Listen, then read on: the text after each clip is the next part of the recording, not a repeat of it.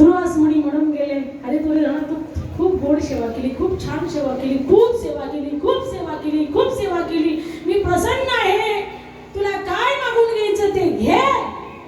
त्याने हात जोडल्याने महाराजजी म्हटलं माझी एकच इच्छा आहे. कसली इच्छा? फक्त मध्यरात्रीच्या वेळी पांडवाकडे इच्छा भोजन मागण्यासाठी 60,000 ऋषी सहित जायचं. 60 माणसं सहित नाही, 60,000 ऋषी, 60,000 ऋषी सहित त्या ठिकाणी जावं लागलं. ध्रुवासाने त्या ठिकाणी जरा नाम केलं. अरे म्हटले पाठीमागे सुद्धा मी असाच एक अपराध केला होता. आम ऋषीसाठी जन्म सुचीले दुष्ट निर्णय किती का. त्यावेळेस सर खरखर त्यांना त्रास दिल्यामुळे माझ्या पाठीमागे कृत्या लागली होती. मला खूप कष्ट सहन करावे लागले. माझ्याच्याने हे होत नाही. दुर्योधना माघारी घे तुझा शब्द. पण त्याला काही उपदेश झाला नाही. पालथा घागरी घातले जीवन बुंदई कक्षमान राहायचे. पालथ्या घागरी पाणी ओतल्याने पाणी साठेल का? नाही साठणार ना. तसं यांना उपदेश करून उपयोग होईल का? नाही होणार. शेवटी त्यांना जावं लागलं. पांडवांना आनंद झाला. ते संत सेवक होते, संतांचा आदर करणारे होते, संतांचा सन्मान करणारे होते, म्हणून घाली संतांचे आसने. म्हणून त्यांनी त्यांना आसन घातलं, प्रणाम केला, आनंद वाटला. पण ते आले बसले, चर्चा चालली. म्हटले अरे धर्मराजा चालून चालून यात्रा करून करून थकलो, लई भूक लागली, शिसईत आलो म्हणे, इच्छा भोजन दे. ते थरथर थरथर थरथर कापायला लागलं धर्मराजा. अरे ज्यांचा धरून वास असा वास दुर्वास मुनी, आता काय करणार. नाही यांना इच्छा भोजन दिलं तर आपला शाप दिल्याशिवाय ते राहणार केल्याशिवाय राहणार नाही. पण त्यांची पत्नी त्या ठिकाणी बुद्धिवान होती आणि नवऱ्याच्या सुखदुःखामध्ये सामील होती. नाही तर कलियुगामध्ये अशा कर्कशाला संगती दुःख उदंड भजिती. हे त्याला सांगत हे त्याला नाही सांगत. नाही तर काय घरी नवरा आला की सुरू झालं काय काय सांभाळ. कोंबड्या सांभाळ का, घर सांभाळ का, दार सांभाळ का, काही सांभाळ का, बाप सांभाळ का, आई सांभाळ का, शेर सांभाळ का, शेरड सांभाळ का, कोंबडं सांभाळ का, कुत्रे सांभाळ का, मांजर सांभाळ का, तुम्हाला सांभाळ का, तुमचा कारभार सांभाळ. तो म्हणतो बाई काहीच नको सांभाळ, तुझं थोबड सांभाळ फक्त, दुसरं काही सांभाळू नको. कारण का कर्कशा संगती दुःख उदंड भजिती. तसा द्रौपदीचा स्वभाव होता. पती संकटामध्ये आहेत ना, धावून आली. स्वामी काळजी करू नका, 2 प्रहर संपलेले, 3रा प्रहर सुरू झालेला आहे. यांना स्नान करून घालून आणा गंगेहून. तोपर्यंत स्वयंपाकाची तयारी करते. स्वयंपाकाला काय होतं, घरी काहीच नव्हतं. त्या ठिकाणी इकडे धावा सुरू केला. कृष्णा धावलो करी संकट पडले भारी, हरी तो आमचा काही वारी आले विघ्न निवारी.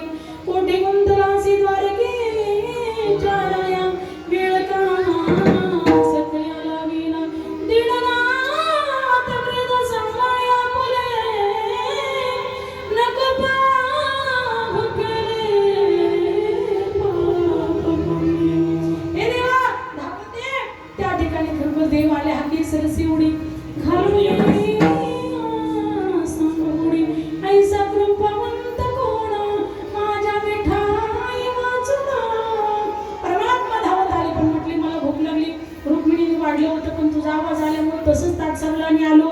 आधी जेवायला दे, आदेशी तेव्हा घेसी, ऐसा अससी उदार तो देतो तेव्हा घेतो.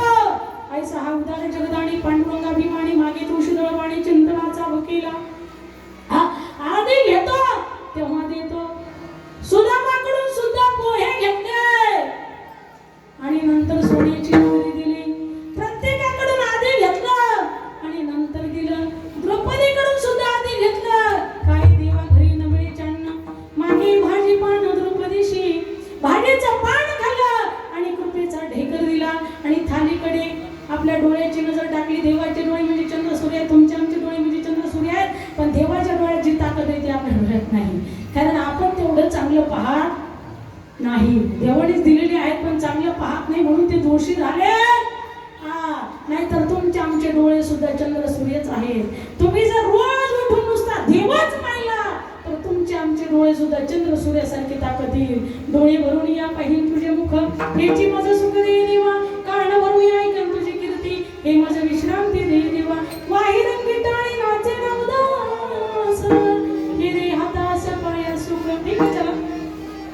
पण अशा पद्धतीने डोळ्याची ताकद माझ्या भगवंताची खंडेन शान्न तयार झालं बाबा. खंडेन शान्न तयार झाल्याच्या नंतर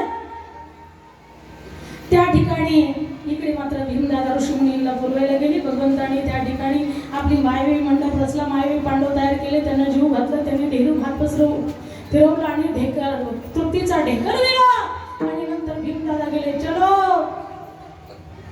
भोजन तयार हो गए आहे, चलिए. सगळे ऋषी मुनी म्हटले, अरे भीमा तू जीव घातलं ना आम्हाला, आता परत कशाला आहे तू? अरे नरड्यापर्यंत येऊस तर खाल्ले, ओटापर्यंत आले, आणखीन येतोच का? हा खरा भीम होता, हा माईव नव्हता. याला राग आला, जेच 25-30 ऋषींच्या गोळ्या बांधायचा आणि खांद्यावर घ्यायचा आणि त्या दिशेने फेकायचा. कुणाचा हात मोडायचा, कुणाचा पाय मोडायचा, कुणाचं पोट फुटायचं.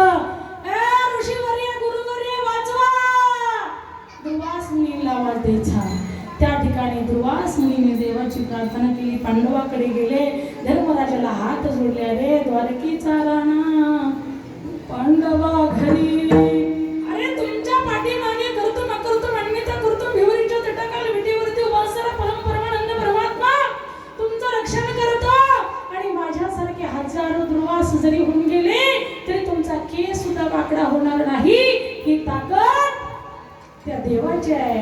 म्हणून माझ्यासारख्यांनी किती संकट आणू द्या, काही होणार नाही. चला, म्हणून महाराज सांगता सूर्यदेवाचे आपल्यावरती उपकार आहे. सूर्यदेवाचे उपकार आहे, गायीचे उपकार आहेत. गाई काय करते? आपल्याला दूध देते. आपली आई फक्त आपल्याला वर्ष 1.5 वर्ष ताण्या लेकराला स्तनपान करते, पण गाय काय करते? आयुष्यभर आपल्याला दूध पाजते. आईपेक्षा सुद्धा गायीचे उपकार जादा आहेत. विठ्ठल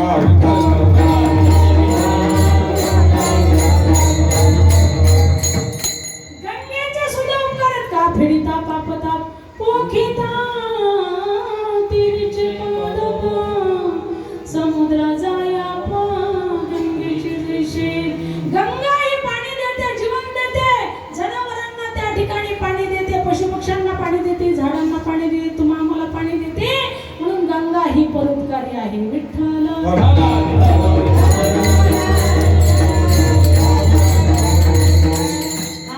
म्हणून महाराज सांगतात, आईचे सुद्धा आपल्यावरती उपकार असतात, पण गायीपेक्षा कमी.